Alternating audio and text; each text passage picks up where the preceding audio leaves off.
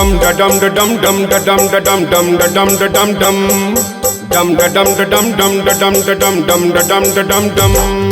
धूम मचाओ कांवरिया अब सावन आने वाला है। डम डम डम डम महादेव का डमरू बजने वाला है।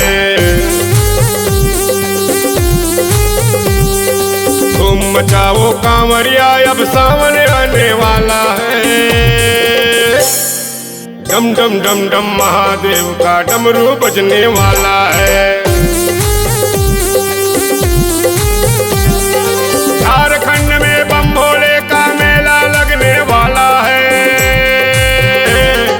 झारखंड में बम भोले का मेला लगने वाला है। डम डम डम डम महादेव का डमरू बजने वाला है। डम डम डम डम महादेव का डमरू बजने वाला है।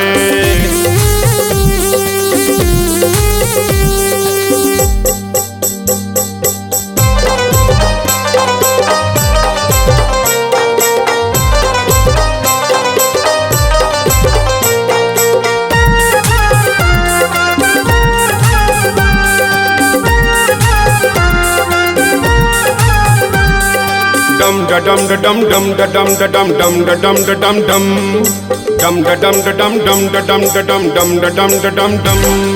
घुमड़ घुमड़ घन घोर घटाएं पानी को बरसाएंगे। चल कंवरिया कांवड़ लेकर बैद्यनाथ को जाएंगे।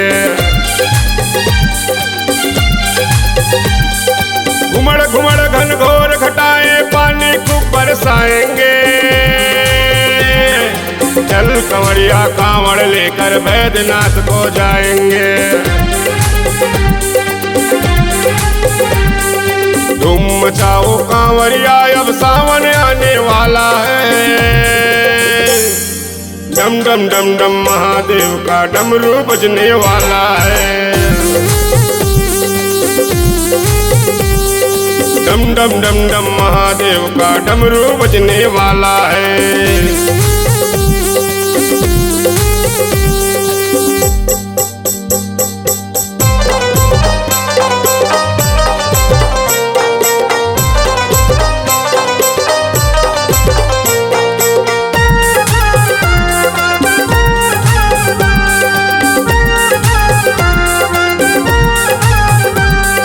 dum da dum da dum dum da dum da dum dum da dum da dum dum dum da dum da dum dum da dum da dum dum da dum da dum dum।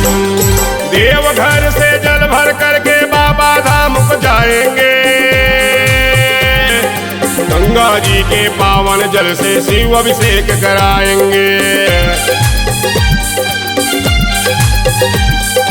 Deoghar से जल भर करके बाबा धाम को जाएंगे। गंगा जी के पावन जल से शिव अभिषेक कराएंगे।